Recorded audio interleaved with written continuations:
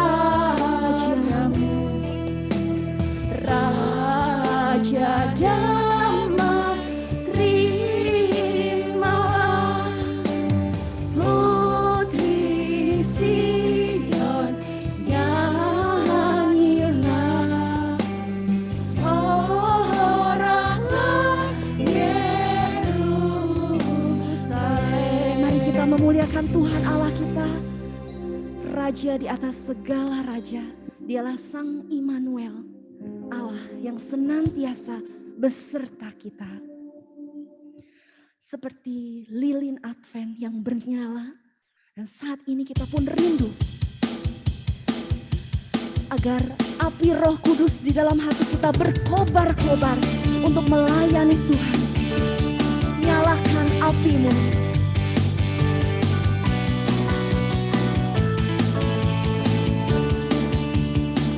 Mengalir kuasa-Mu, nyalakan api-Mu, ku nyanyi oh oh oh oh oh oh oh oh, tercurah kuasa-Mu, nyalakan api-Mu, ku nyanyi oh oh oh oh oh, ajaib terjadi. Terlepas, kuasa maut telah terhempas. Yesus pemenang, nama Yesus jawaban. Takkanlah akan berhenti, berlari sampai akhir. Serukan tinggi namanya, serukan ajaib namanya. Roh Kudus membakar setiap kami. Naikkan pujian, mujizat terjadi. Mengalir kuasa-Mu, nyalakan api-Mu, ku nyanyi oh oh oh oh oh oh oh, tercurah kuasa-Mu, nyalakan api-Mu, ku nyanyi oh oh oh, ajaib terjadi. Jiwa bebas terlepas, kuasa maut telah terhempas. Nama Yesus pemenang, nama Yesus jawaban.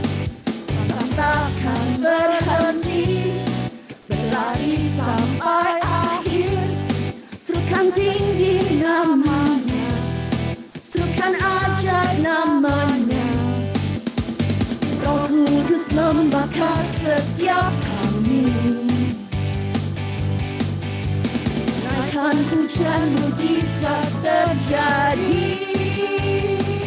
Mengalir kuasa-Mu, nyalakan api-Mu, ku nyanyi oh oh oh oh oh oh, tercurah kuasa-Mu, nyalakan api-Mu, ku nyanyi oh oh oh, ajaib terjadi. Mari kita kembali memuliakan Tuhan Allah kita, Allah yang ajaib, Allah yang sungguh mulia. Mari saat ini kita kembali duduk. Kita kembali tenangkan hati kita. Kita mau hening di hadapan Tuhan Allah kita. Allah yang begitu mengasihi dan mencintai kita.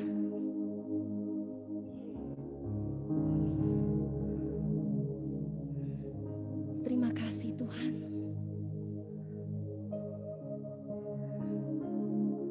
Terima kasih untuk api Roh Kudus yang senantiasa menyala, berkobar,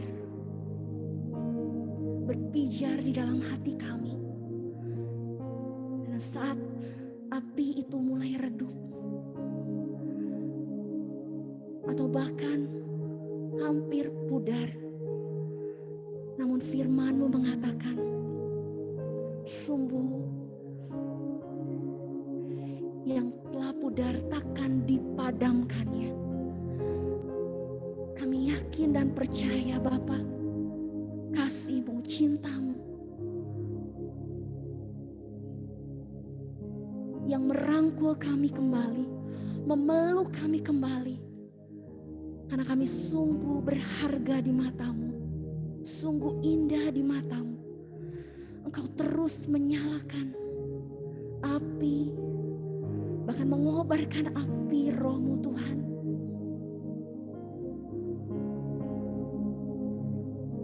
Dan menjadikan kami terang untuk kemuliaan-Mu. Bapa, saat ini kami datang kepadamu. Kami membawa hati-hati kami Tuhan. Karena Engkau Allah yang paling mengenal, paling mengerti isi hati kami. Seruan hati kami, curahan hati kami.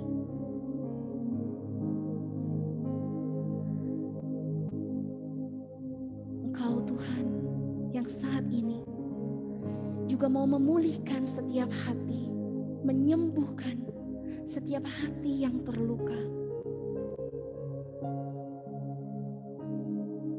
Engkau Allah yang senantiasa hadir, senantiasa menemani kami, bahkan saat kami berada di dalam lembah kekelaman.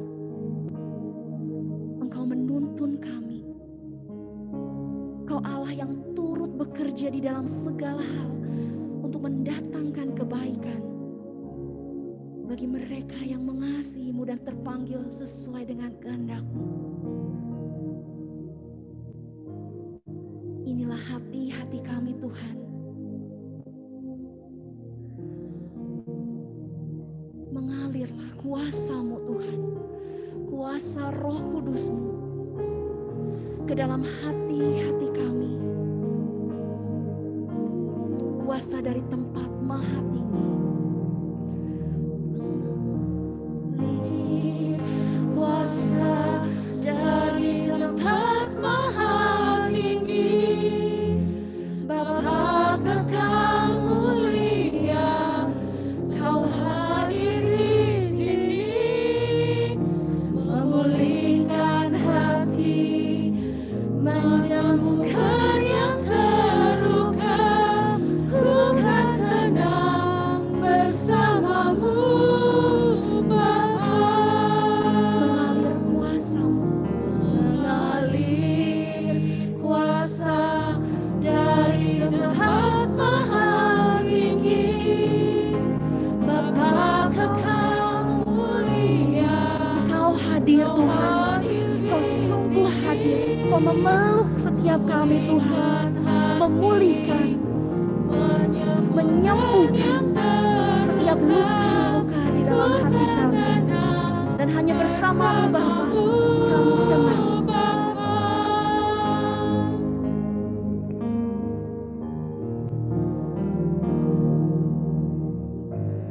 Bapa, Kau mendengar seruan hatiku.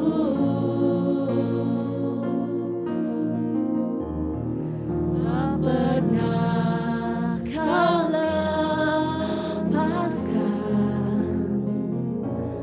dari kasih-Mu.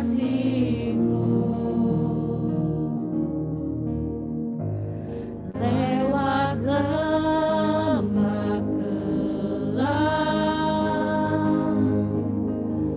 Kau temani aku.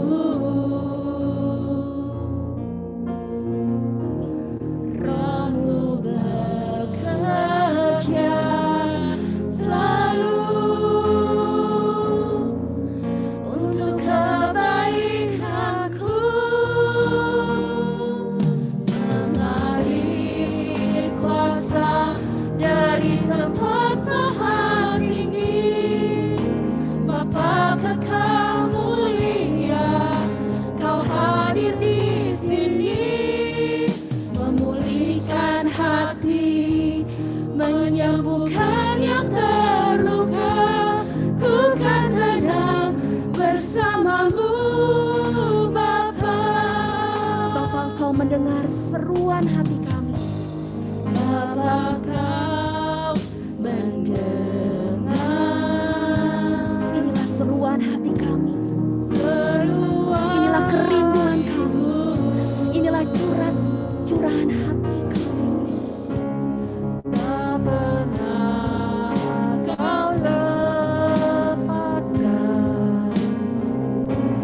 dari kasih-Mu.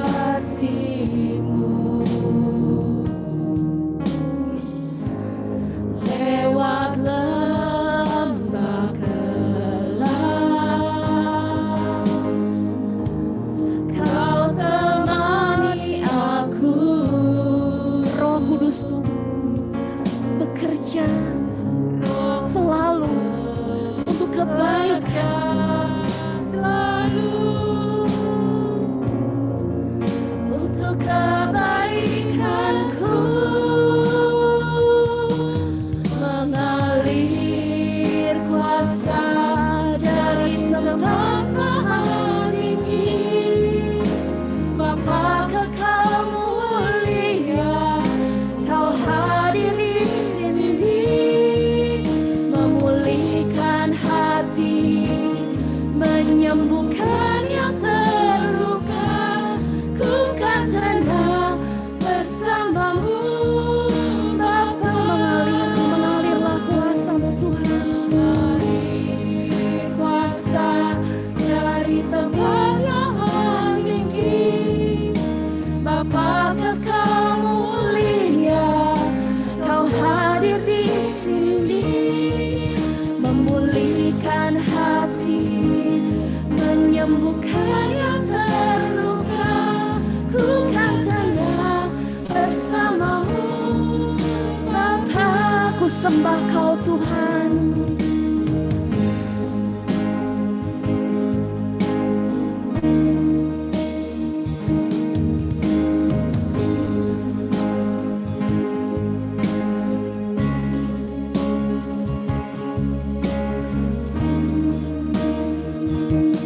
Ku sembah Kau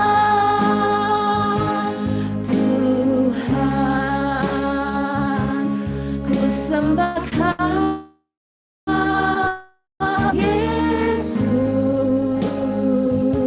Ku serahkan hidupku kepadamu untuk kemuliaan nama-Mu. Ku sembah Kau Tuhan, ku sembah Kau Tuhan, ku sembah Kau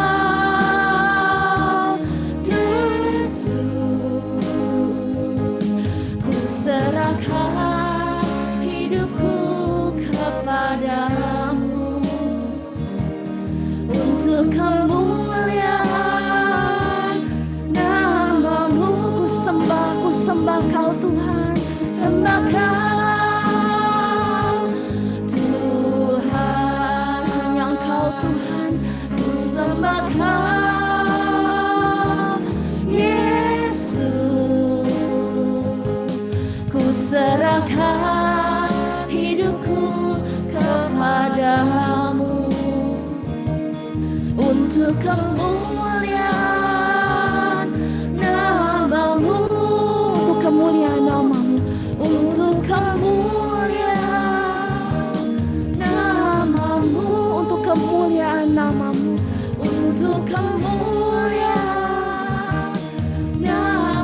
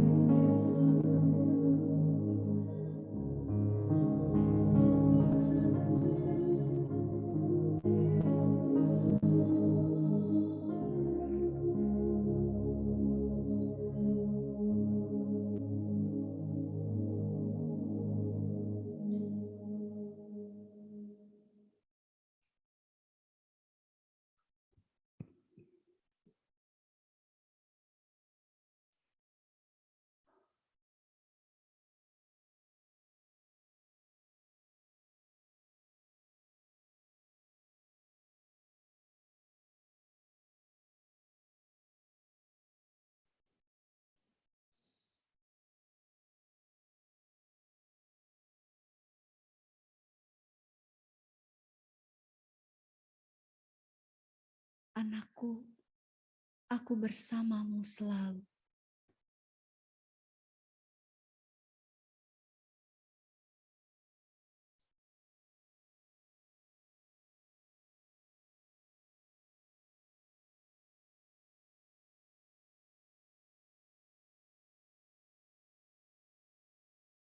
Marilah datang kepadaku yang letih, lesu, dan berbeban berat.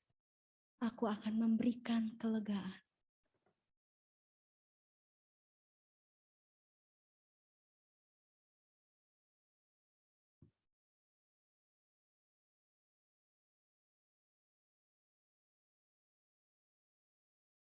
Jangan takut.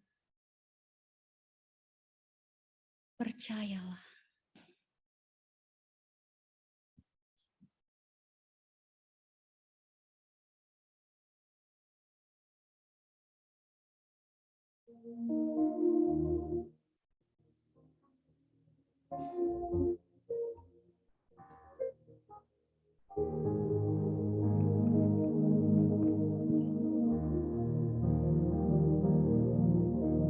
Seperti wanita mengurapimu, menangis di bawah kakimu.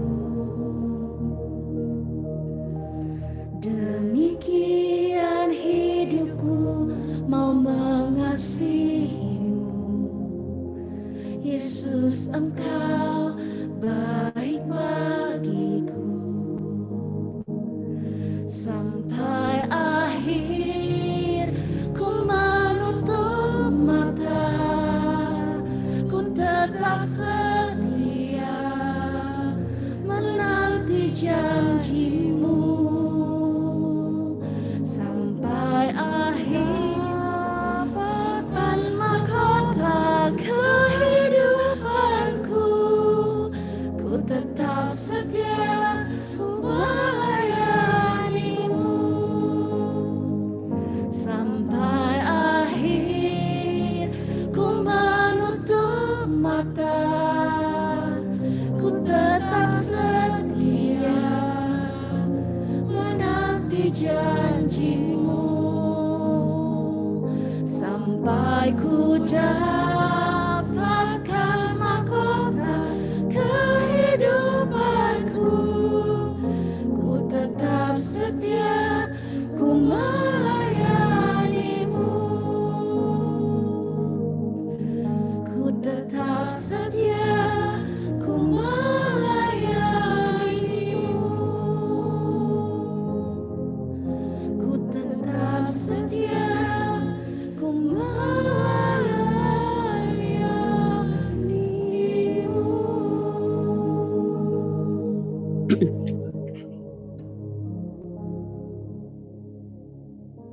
Terima kasih Tuhan. Terima kasih untuk saat yang indah ini. Saat kami boleh memuji dan menyembah-Mu. Saat kami boleh hening di hadirat-Mu. Mendengarkan suara-Mu di dalam hati kami. Tuhan, terima kasih Engkau telah memilih dan memanggil kami untuk menjadi pelayan-pelayan-Mu Tuhan. Kami rindu untuk terus mengasihi-Mu, melayani-Mu sampai akhir kehidupan kami. Bapa, sebentar lagi kami mau mendengarkan firman-Mu, sabda-Mu yang akan dibawakan oleh hamba-Mu yang telah Engkau panggil, Engkau pilih, Bapak Krismanto dari Bandung. Ya Bapa, siapkanlah hati-hati kami, hati-hati seorang murid, hati-hati seorang pelayan yang siap untuk mendengarkan sabda-Mu yang menjadi kerinduan hati-Mu yang Kau sampaikan melalui hamba-Mu, Bapak Krismanto. Kemuliaan hanya bagi-Mu ya Allah Bapa, Allah Putra, Allah Roh Kudus, seperti pada permulaan, sekarang, selalu, dan sepanjang segala abad. Amin.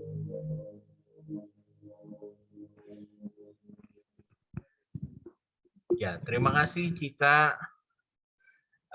Shalom, boleh saya cek dulu semuanya mendengar suara saya? Dengar kok. Oke, yang di gereja juga dengar ya? Oke. Mohon izin sebentar, saya akan share materi saya.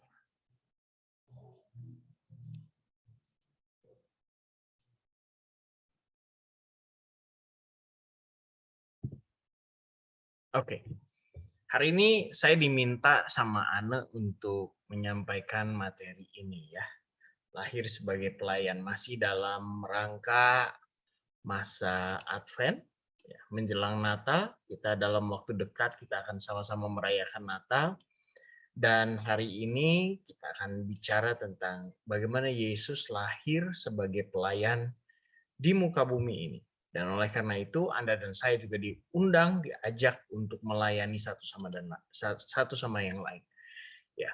Nah, saya memulai dulu dari kisah kelahiran Yesus ya. Kalau kita masuk ke bulan Desember, maka kisah ini adalah kisah yang selalu kita akan dengar ya di bulan Desember.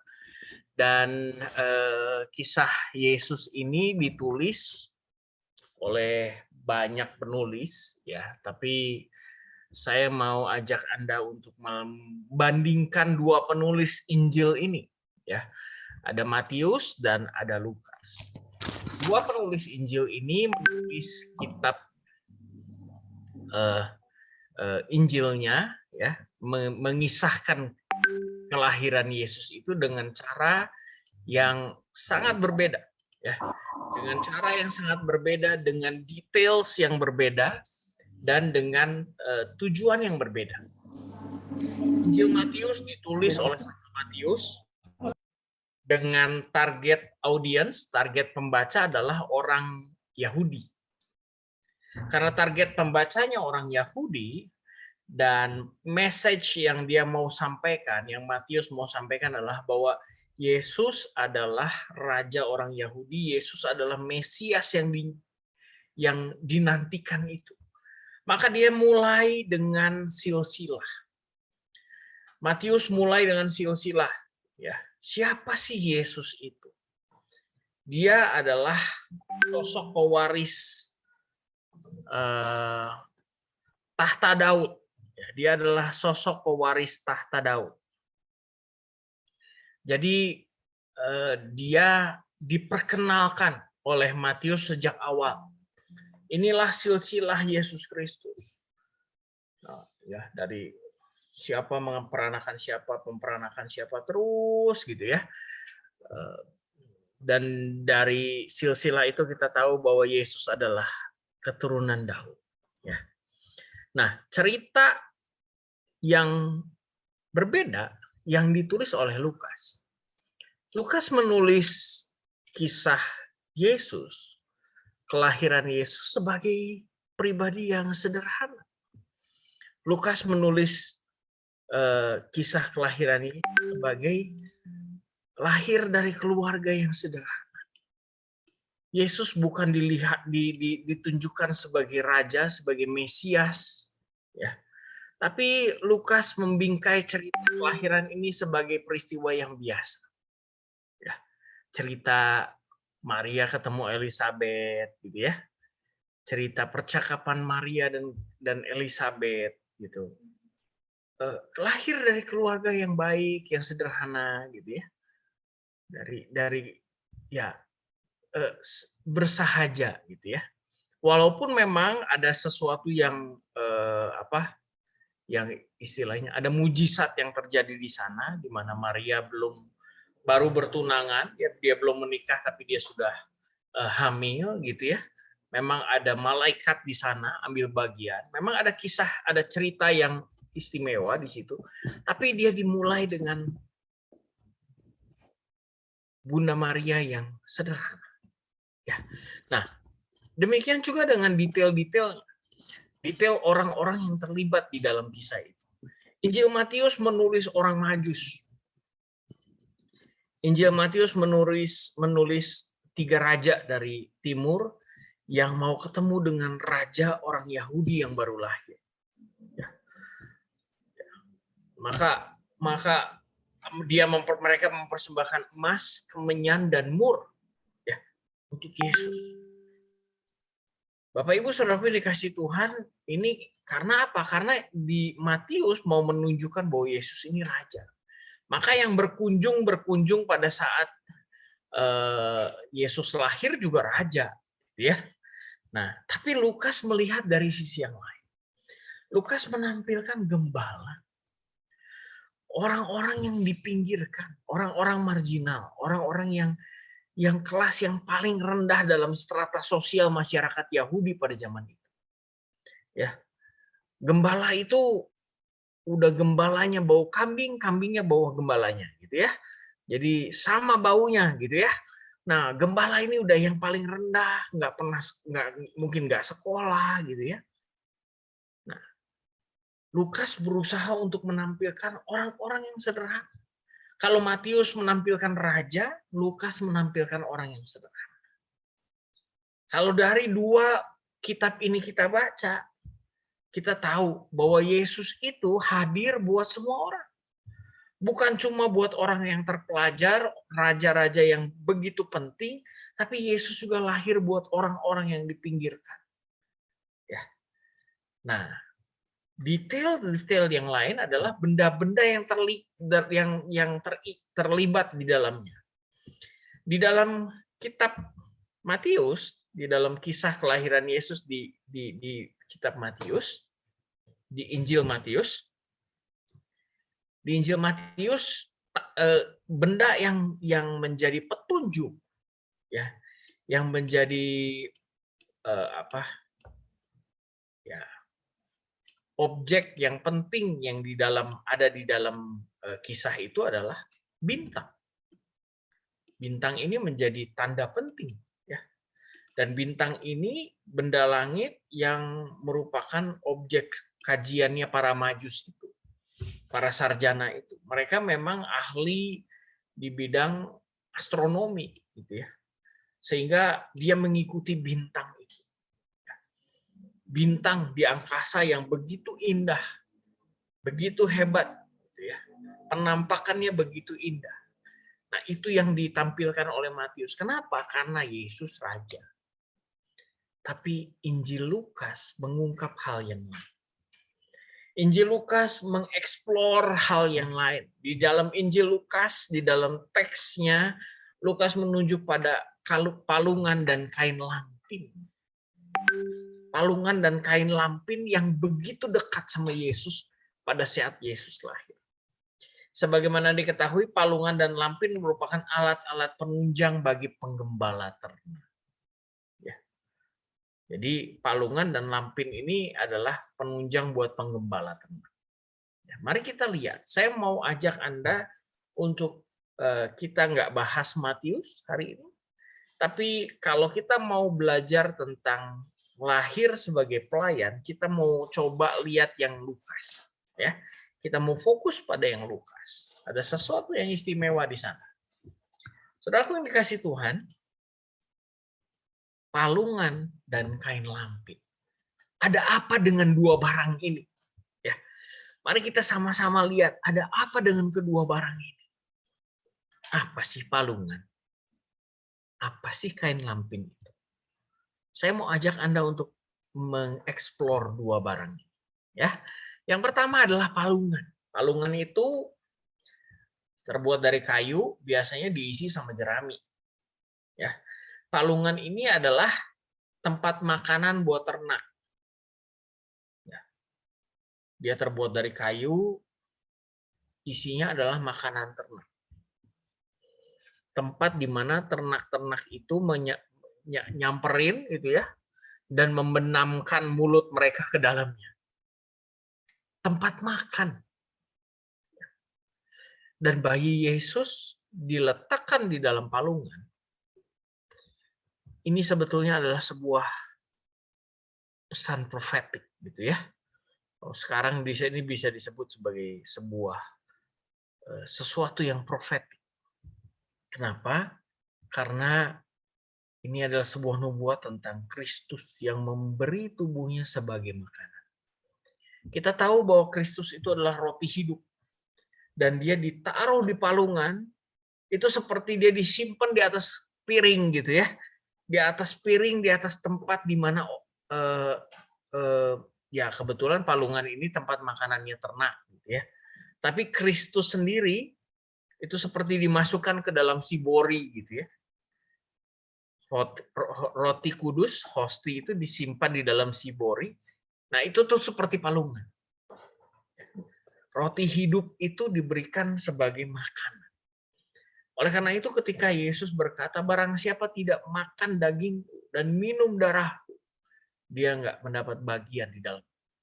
Nah, saudaraku dikasih Tuhan, itu keras sekali. Tapi sebetulnya dia sedang merefleksikan apa yang terjadi dalam dirinya ketika dia masih bayi. Dia disimpan di palungan, tempat buat nyimpen makanan. Ya. Dan ini adalah sesuatu yang sifatnya profetik. Bahwa dia hadir memberi dirinya buat orang lain. Saudaraku yang dikasih Tuhan, Yesus datang ke dunia ini untuk memberi dirinya. Untuk memberi dirinya buat orang lain. Buat keselamatan orang lain. Dia nggak iseng-iseng datang ke dunia. Dia serius datang ke dunia. Untuk apa? Dia memberi dirinya buat Anda dan saya. Oleh karena itu dia disimpan di palungan. Dia nggak ke dunia buat dipuja dan diagungkan. Bukan. Itu bukan tujuan utamanya. Kalau dia waktu datang ke Yerusalem, orang-orang dia naik keledai dan orang-orang mengeluh-elukan Yesus. Itu bukan tujuannya. Itu bukan tujuannya Yesus datang ke dunia. Tapi dia datang ke dunia untuk memberi hidupnya buat orang lain. Nah, inilah pelayanan. Itu sebabnya Yesus ditaruh di dalam palungan. Ya. Karena dia hadir untuk memberi dirinya buat orang lain. Ini sebuah simbolisasi yang indah ya, saudaraku yang dikasih Tuhan. Saudaraku yang dikasih Tuhan, kadang-kadang kita nggak mau duduk di tempat yang, aduh itu bukan tempat saya deh, gitu ya. Anda kadang-kadang merasa bahwa tempatmu lebih tinggi daripada yang kamu hari ini. Anda merasa itu bukan tempat saya harusnya lebih tinggi. Tapi Yesus, dia nggak pilih tahta, dia nggak memilih lahir di rumah sakit Bormios gitu ya. Dia nggak memilih lahir di kamar VIP, dia nggak memilih lahir di istana, dia nggak pilih lahir di tempat yang baik. Dia pilih lahir di kandang dan ditempatkan di palungan. Nggak ada baby box dulu ya. Jadi Yesus nggak punya baby box dan baby boxnya adalah palungan ini. Karena yang tersedia cuma ini. Ya. Nggak ada inkubator dengan pemanas UV gitu ya. Nggak ada sinar ungu gitu nggak ada. Ya. Yang ada cuma ini. Dan saudaraku yang dikasih Tuhan, sebuah simbolisasi bahwa dia hadir sejak awal untuk memberi hidupnya buat orang lain. Nah, Injil Lukas menulis ini dengan indah. Ya. Nah, yang kedua adalah satu barang yang lain, namanya kain lampin. Apa itu kain lampin? Ya, coba kalau saya browsing nih cari-cari ini apa sih kain lampin? Apa sih kain lampin? Gunanya apa? Ya. Nah, saudara dikasih Tuhan, kain lampin itu ada dua macam. Ya. Ada dua pengertian. Yang pertama, kain lampin itu adalah kain bekas. Ya. Dipakai untuk membersihkan anak domba yang baru lahir.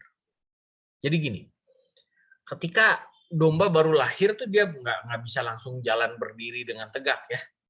Dia akan selalu ngagoler gitu ya. Dia akan Begitu lahir tuh dia boro-boro bisa berdiri gitu ya, boro-boro bisa berdiri. Dan bayi domba yang lucu ini, mungkin masih kotor gitu ya, masih penuh dengan darah gitu ya. Nah, dia dibersihkan dengan kain bekas ini. Ini bukan kain baru ya, bukan kain baru yang dibeli dari toko ya, bukan beli di pasar baru ini ya, atau di pasar Kanoman.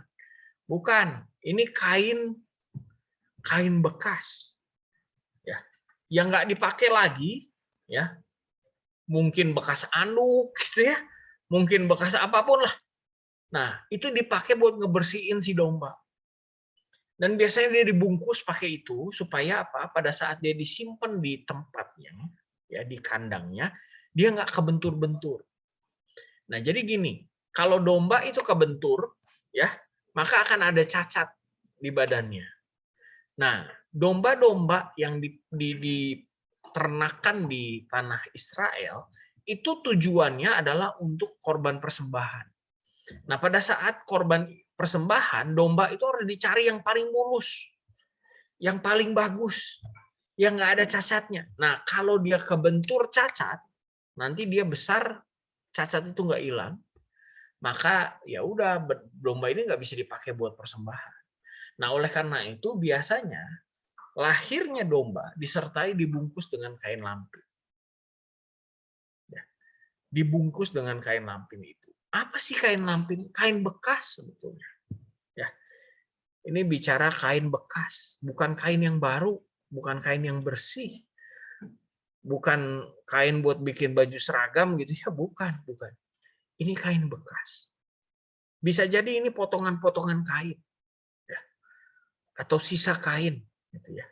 Nah, yang kedua, kain lampin adalah kain kusam, kumal, kotor yang dijadikan alas duduk di punggung keledai. Jadi kain ini disimpan di punggung keledai untuk orang itu duduk. Nah, seperti kita ketahui bahwa Maria dan Yosef ketika dalam perjalanan itu, Maria sedang hamil besar, dia naik keledai. Ya, dia nggak naik kuda. Kalau naik kuda mungkin goncangan dan kuda itu tinggi ya, kuda itu tinggi. Jadi ibu hamil naik yang tinggi-tinggi susah ya. Ya, jangankan naik kuda, naik mobil yang tinggi aja kadang-kadang susah kan ya. Ibu hamil tuh susah ya, perutnya besar gitu ya. Mau naik Fortuner gitu ya, waduh susah banget naiknya. Ya. Nah, nggak mungkin Yosef bawa Maria yang sedang hamil besar itu naik kuda, nggak mungkin. Dia pakai keledai. Nah, keledai itu kalau kuda tuh punya sadel, kalau keledai itu pakai kain. Ya, keledai nggak pakai sadel, dia pakai kain. Nah, kain ini kain buat alas duduk.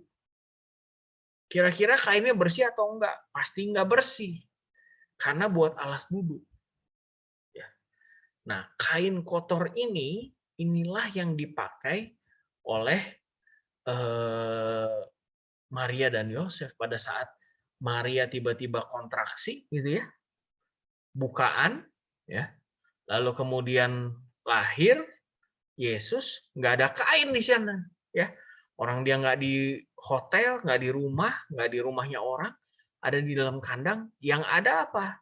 Kain lampin itu, kain yang dipakai buat alas duduk di atas keledai. Itu yang dipakai buat membungkus bayi Yesus. Saudaraku yang dikasih Tuhan, apa maknanya kain lampin ini?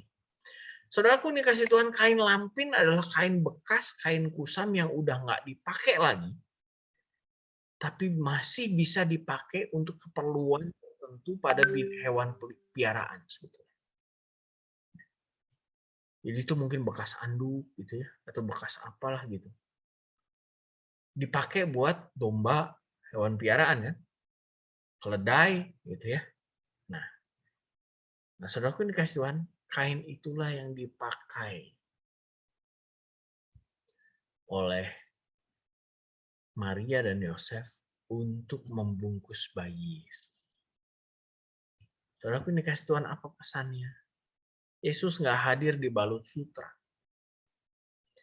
Yesus nggak hadir dengan dibalut kain yang bagus. Ya, nggak dibalut dengan kain yang mewah, yang indah pada saat itu. Pada zaman itu yang paling mewah itu kain warna ungu, ya, kain ungu. Itu kain yang paling mewah pada zaman itu.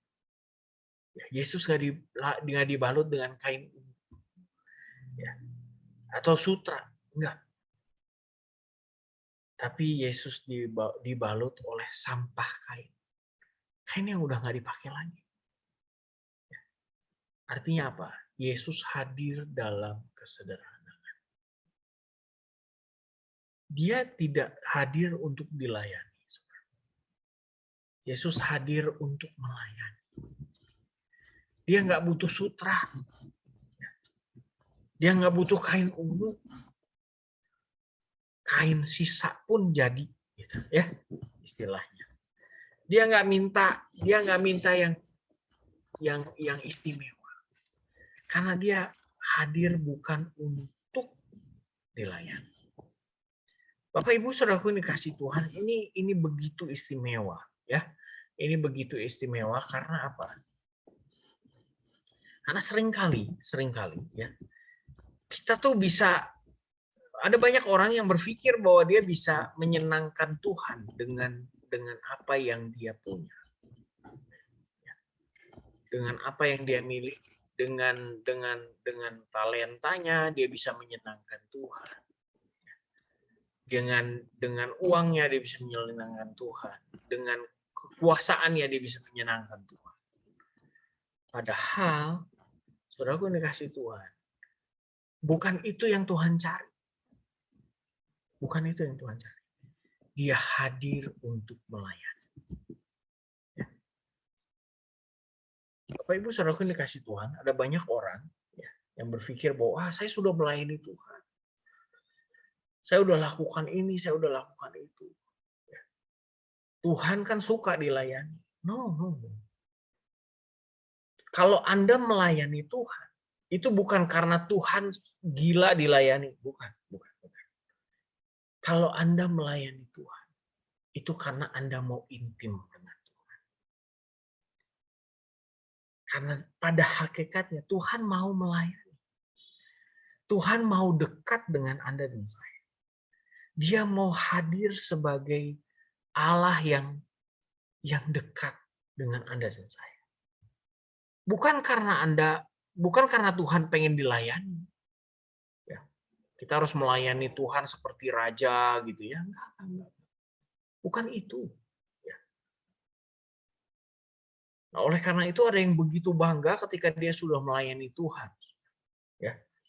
Ada orang yang begitu bangga kalau dia sudah melayani Tuhan, terus apakah Anda pikir kalau Anda sudah melayani Tuhan terus Tuhan utang budi sama Anda? Enggak. Ya. Tuhan enggak pernah minta dilayani. Dia justru hadir untuk melayani. Artinya apa? Dia hadir untuk dekat dengan Anda dan saya. Oleh karena itu, kalau kita melayani, itu bukan karena Tuhan suka dilayani, bukan. Kalau kita melayani itu karena kita mau dekat sama Tuhan. Demikian juga kalau kita melayani sesama kita. Karena apa? Karena kita mau dekat dengan Tuhan lewat sesama kita. Itu maknanya. Kalau Yesus lahir sebagai pelayan, itu karena tujuannya. Firman Tuhan di dalam Markus 10 ayat 45 katakan begini. Karena anak manusia datang bukan untuk dilayani, melainkan untuk melayani dan untuk memberi nyawanya menjadi tebusan bagi banyak orang. Yesus datang sekali lagi bukan untuk dilayani tapi untuk melayani. Dia mau hadir untuk dekat dengan Anda dan saya. Tujuannya cuma itu. Ya. Gak ada yang Tuhan mau selain dekat dengan Anda dan saya. Seringkali kita yang gak mau dekat-dekat sama Tuhan malahan. Ya. Bukan Tuhan yang gak mau dekat sama kita. Dia selalu mau dekat. Itu sebab dia turun dari surga, datang ke dunia. supaya lebih dekat sama Anda dan saya. Saudaraku ini kasih Tuhan, ini Tuhan. Ya. Inilah Tuhan yang kita sembah. Nah, Anda dan saya punya satu panggilan lagi. Ya. Panggilannya apa? Menjadi serupa dengan Kristus. Itu panggilan Anda dan saya. Saudaraku ini kasih Tuhan, Anda dan saya punya panggilan untuk jadi serupa dengan Kristus.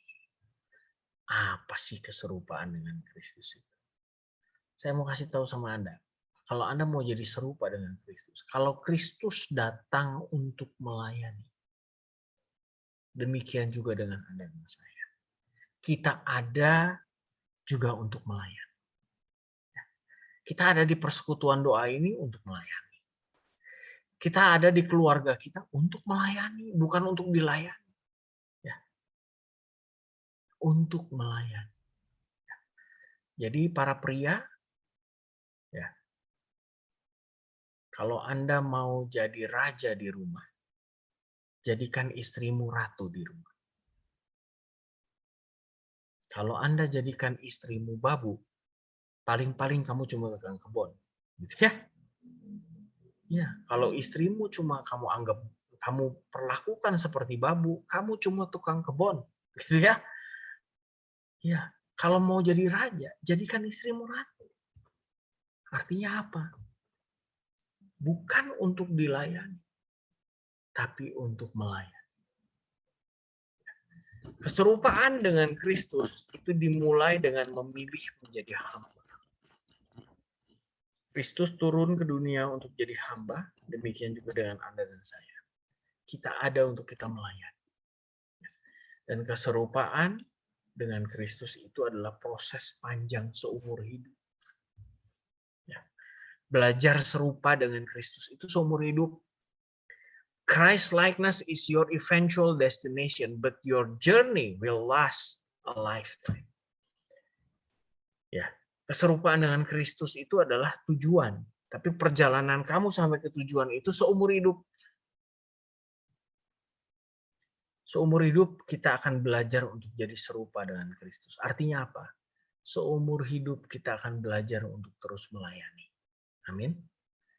Jadi nggak ada lagi ya yang udahlah saya mah sudah tua ya. Saya mau pensiun aja pelayanan. Nah, hati-hati ya Bapak Ibu, nggak ada ceritanya pensiun pelayanan. Ya, karena melayani itu seumur hidup, karena kita mau jadi serupa dengan Kristusnya seumur hidup. Nah, coba ya di persekutuan doa jangan ada yang bilang saya udah puluhan tahun saya di persekutuan doa. Saya mau pensiun aja. Nah, artinya kalau Anda pensiun, Anda nggak mau lagi melayani, itu Anda mau berhenti jadi serupa seperti Kristus. Ya, kalau Anda mau berhenti jadi serupa dengan Kristus, jadi Anda bukan murid Kristus lagi. Karena perjalanan menjadi serupa dengan Kristus itu seumur hidup. Saudaraku ini kasih Tuhan, kita dipanggil untuk melayani setiap saat. Supaya kita jadi serupa dengan Kristus. Saya mau share satu pengalaman. Ya, ini kalau pengalaman baru-baru ini. Saya mau kasih tahu sama Anda, kalau Anda melayani, Tuhan, kalau kita melakukan sesuatu buat orang lain, ya, sebuah pelayanan buat orang lain, saya mau kasih tahu, Tuhan nggak pernah lupa dengan apa yang kamu lakukan. Dan Tuhan nggak pernah hutang sama anak-anak. Kali waktu saya punya family, ya, saya sakit cukup keras, cancer gitu ya. Nah, saya dan istri saya, aduh kasihan ya si Om nih. Udah deh, gitu ya. Kami bilang, Om butuh apa? Om pengen apa? Sok pengen makan apa? Nanti kami siapin gitu ya. Terus kita tanya, nah dia keluar masuk rumah sakit karena kansernya. Akhirnya dia dari rumah sakit diizinkan pulang. Nah, pulang di rumah, tinggal di rumah, dia nggak nyaman dengan ranjangnya, gitu ya. Jadi akhirnya saya sama istri saya bilang, Om, gini deh supaya Om nyaman di rumah tidurnya, saya cariin ranjang rumah sakit, gitu ya. Saya cari ranjang rumah sakit, saya telepon karena dalam ya ini kan COVID ya, situasinya masih pandemi COVID, ranjang-ranjang rumah sakit itu banyak yang beli ya, kosong, banyak yang kosong di mana-mana, cukup sulit mencarinya. Tapi akhirnya dapatlah saya ranjang rumah sakit, saya bilang tolong dikirim. Udah deh kami beliin aja, beliin buat si Om ini satu buah ranjang rumah sakit supaya dia bisa tidur dengan nyaman di rumahnya. Akhirnya kami beli, minta dia kirim dari Jakarta. Datanglah itu barang. Datanglah di Bandung, datanglah ke rumahnya, lalu kemudian dia pakai ranjang itu hanya beberapa jam. Karena apa? Karena dia anfal lagi, dia harus bawa lagi masuk rumah sakit. Tapi dia menikmati ranjang itu beberapa jam. Ya. Nah, setelah masuk rumah sakit lagi, 2 minggu lagi dia di rumah sakit, dia baru pulang ke rumahnya, 2 hari atau 3 hari kemudian dia meninggal. Dia meninggal di ranjang itu. Ya. Nah, saudaraku yang dikasih Tuhan, saya mau kasih tahu sama Anda, Tuhan itu melihat apa yang kita lakukan, pelayanan yang kita lakukan itu Tuhan nggak lupa. Hari di mana saya memutuskan, saya dan istri saya bilang, yuk kita beliin aja deh, kita cariin aja ranjang buat si Om ini. Hari itu kami putuskan untuk membeli, kami transfer uangnya, kami kirim uangnya, dan ranjang itu dikirim. Hanya 2 hari kemudian, ya, tiba-tiba saya dapat uang kaget. Ya, nggak kira-kira uang kagetnya. Ya, 2 kali harga, persis 2 kali harga ranjang itu. Uang kagetnya. Ya. Itu bikin kaget beneran. Ya. Itu bikin kaget banget beneran. Saya sampai bingung. Ya, ini kenapa bisa tiba-tiba dapat uang kaget kayak gini, gitu ya? Persis angkanya 2 kali lipat dari harga ranjang itu. Nah, saudaraku yang dikasih Tuhan, ketika kita hadir untuk melayani, berbagi pada orang-orang yang ada di sekitar kita, sebagai sebuah bentuk pelayanan kita karena kita mengasihi Tuhan. Seperti Yesus sendiri yang juga hadir untuk melayani sesama. Ya. Saya mau kasih tahu Tuhan gak pernah utang sama anak-anak. Gak pernah utang. Gak pernah. Tuhan tuh gak pernah utang sama anak-anak. Ketika kamu melayani dengan tulus, saya menikmati bahwa Tuhan itu begitu baik. Tuhan itu begitu baik. Yang penting adalah Anda mau nggak melayani. Jangan bilang, aduh, saya nggak punya waktu buat melayani. Anda bisa melayani dengan apapun, dengan apa yang Anda bisa lakukan hari ini. Jangan bilang nantilah kalau saya udah punya banyak waktu, kalau saya sudah terampil melayaninya, kalau nanti suara saya bagus, saya baru mau nyanyi di gereja gitu ya, jadi singer. Kalau nanti saya sudah bisa, kalau nanti. Gitu. Nah, saya mau kasih tahu, kalau Anda bisa lakukan hari ini, sekecil apapun, lakukan itu. Karena Tuhan melihat setiap apa yang kamu lakukan. Tuhan nggak pernah utang. Saudaraku yang kasih Tuhan, saya mau tutup dengan satu buah kisah ini ya. Tentang siapa yang pantas jadi anggota Navy SEALs. Ya, Navy SEALs ini satuan tentara di Amerika yang paling apa ya? Paling keren lah gitu ya, paling eksklusif gitu ya. Ini Rambo-Rambo semua lah gitu ya di dalamnya ya. Ini adalah pasukan elit Amerika. Pasukan elit yang paling paling taktikal, paling solid, paling keren gitu ya. Dan punya untuk bisa jadi Navy SEALs, mereka harus melalui proses pendidikan yang panjang, proses pelatihan yang paling berat di muka bumi ini. Mereka sangat berat dilatihnya. Ya, pelatihan fisiknya hampir nggak masuk akal gitu ya. Nah, tapi mereka bisa jadi tim ini. Nah, pertanyaannya adalah siapa sih yang pantas jadi anggota Navy SEALs? Ya, banyak orang bertanya siapa sih yang pantas jadi anggota Navy SEALs? Nah, ada orang-orang yang jadi ketika sekali waktu seorang Navy SEALs diwawancara, kamu bisa jadi Navy SEAL tuh karena apa sih? Kamu hebat, kamu punya keterampilan, kamu daya tahan tubuhnya bagus, atau apa sih? Ada orang-orang yang badannya jauh lebih besar dari dia, ya, gagal jadi anggota Navy SEALs. Ya.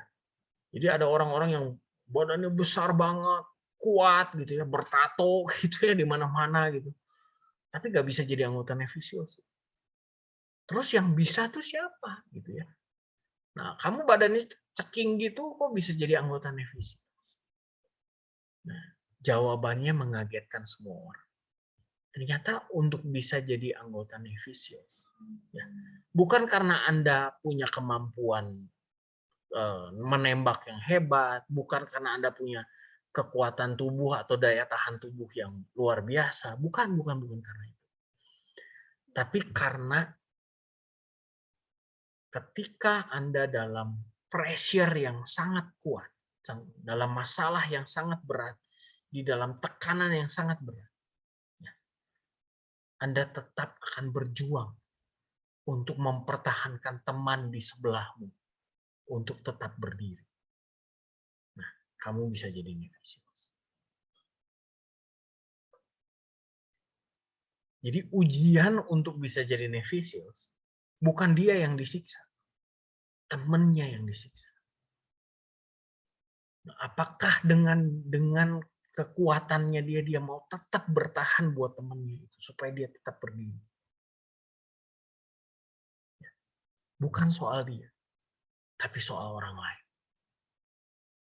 Dia hadir untuk melayani temannya, orang-orang yang ada di sekitarnya. Itu ujian mereka yang layak untuk bisa jadi Navy SEALs.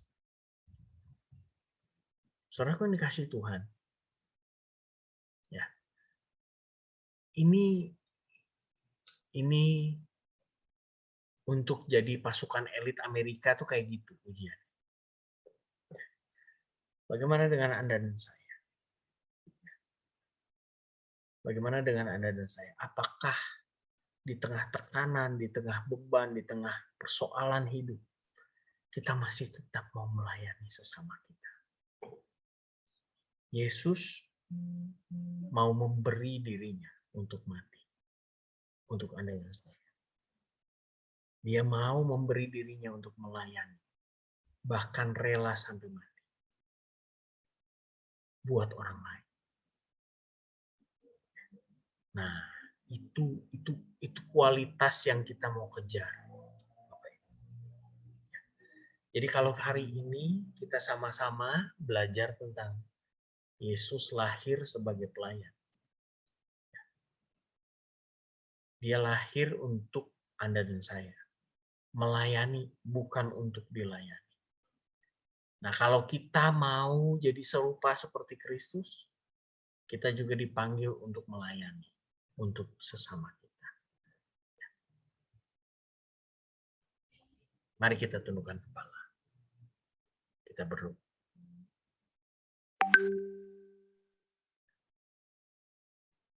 Bapa di surga, kami mendengar apa yang Tuhan mau sampaikan malam hari ini. Dan kami percaya bahwa hidup kami menjadi berarti ketika kami melayani. Seperti Tuhan yang hadir ke muka bumi ini untuk melayani. Kami tahu kami terbatas Tuhan, tapi kami percaya bersama-sama dengan Tuhan, kami bisa melakukan sesuatu yang besar. Dan oleh karena itu kami mohon Tuhan ada bersama-sama dengan kami. Beri kami hati untuk terus mau melayani. Mulai dari orang-orang yang ada di sekitar kami. Memberi dengan sukacita. Melayani dengan sukacita. Karena kami percaya bahwa hanya dengan seperti itu kami akan menjadi serupa dengan Kristus. Bapa, hamba-Mu selesai berbicara di tempat ini. Biar apa yang ditabur tidak kembali dengan sia-sia. Meteraikan ini dalam hati kami masing-masing, agar benih-benih firman itu berakar kuat, tumbuh mekar dan berbuah, dan buahnya kekal untuk selama-lamanya. Berkat-Mu untuk persekutuan doa Cirebon ini Tuhan, biar sungguh persekutuan doa ini terus dibangun untuk kemuliaan nama Tuhan, menjadi berkat untuk lebih banyak orang, dan hidup saling melayani sesuai dengan kehendak. Terima kasih Bapa, demi Kristus Tuhan dan pengantara kami. Amin. Amin. Bapa, Putra, dan Roh Kudus. Amin. Terima kasih, Tuhan Yesus memberkati.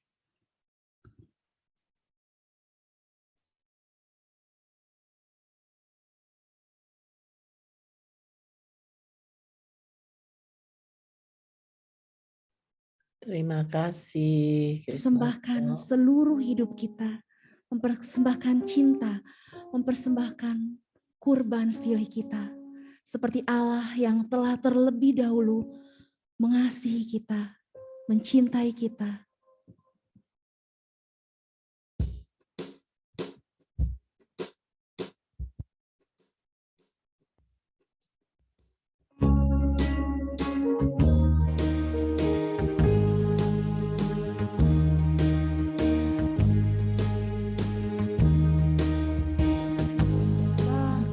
Cinta padamu, oh Tuhan, bunga kasih karunia-Mu.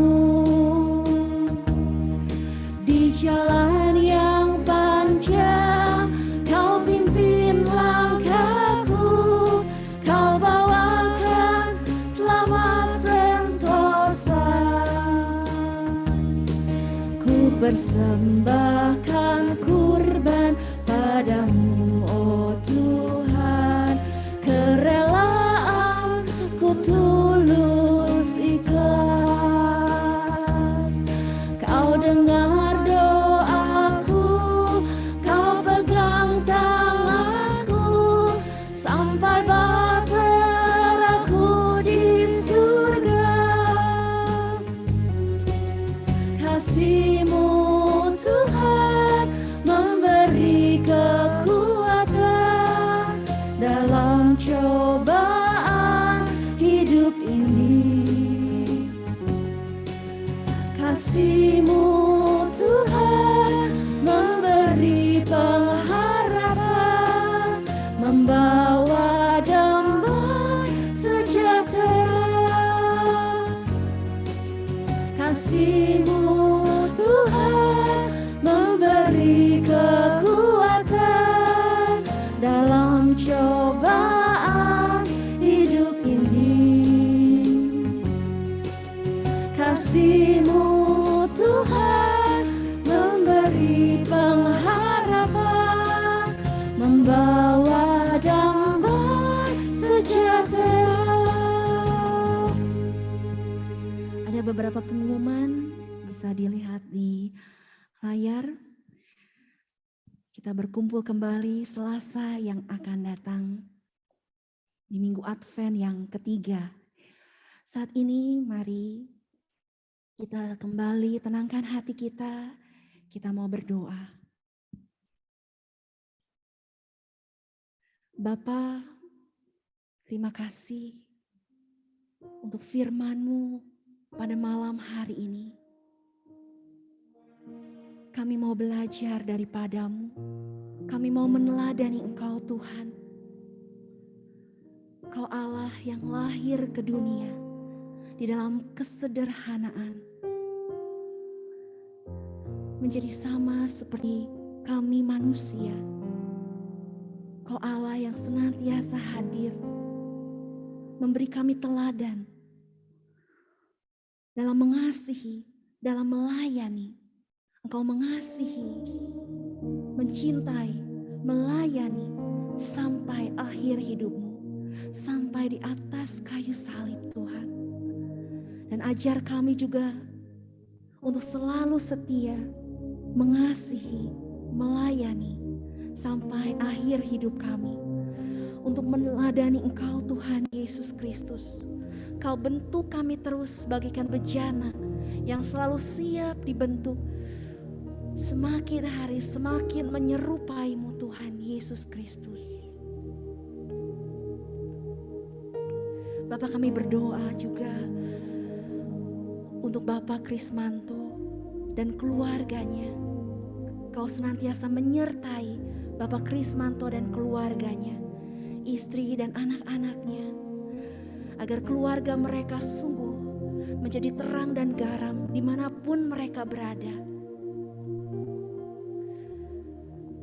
Dan berkati juga setiap pelayanannya, kemanapun Engkau utus ia untuk menjadi pembawa berkat, pembawa terang, pembawa kasih, pembawa damai sejahtera. Ya Bapa, sebentar lagi kami akan pulang ke rumah kami masing-masing. Bimbing kami juga Tuhan, untuk selalu membawa kasih-Mu, membawa damai sejahtera pada setiap orang yang kami jumpai, setiap orang yang kami layani, baik di rumah dan setiap orang yang kami jumpai dimanapun. Bunda Maria, Bunda Allah dan Bunda kami, ajarlah kami terus menyerupai Kristus Putra-Mu. Terimalah salam kami, salam Maria, penuh rahmat, Tuhan sertamu. Terpujilah Engkau di antara wanita, dan terpujilah buah tubuhmu Yesus. Santa Maria, Bunda Allah, doakan kami yang berdosa ini, sekarang dan waktu kami mati. Amin. Seperti Engkau Bunda berkata, aku ini hamba Tuhan, terjadilah padaku menurut perkataanmu. Ajar kami Tuhan, menjadi hamba-hamba-Mu yang setia sampai akhir. Kemuliaan kepada Bapa dan Putra dan Roh Kudus, seperti pada permulaan, sekarang, selalu dan sepanjang segala abad. Amin. Terpujilah keluarga kudus Nazaret, Tuhan Yesus, Bunda Maria dan Santo Yosef, sekarang dan selama-lamanya. Amin. Demi nama Bapa dan Putra dan Roh Kudus. Amin. Saat ini mari kita kembali bangkit berdiri. Kita mau senantiasa mendengar setiap panggilan Tuhan.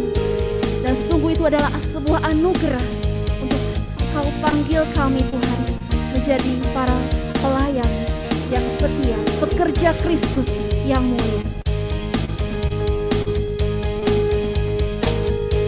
Telah lama ku cari-cari langkah hidup yang lebih pasti, hidup penuh kemenangan setiap hari. Suatu saat Yesus panggilku menjadi pekerja, melayani, jadi saksi bagi Dia. Bukan sembarang pekerja, la la la, Yesusku luar biasa, la la la, Dia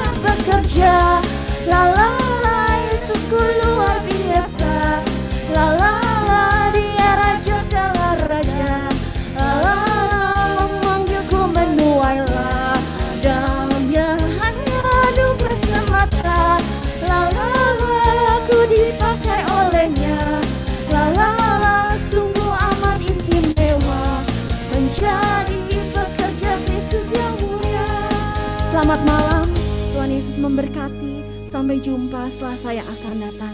Terima kasih.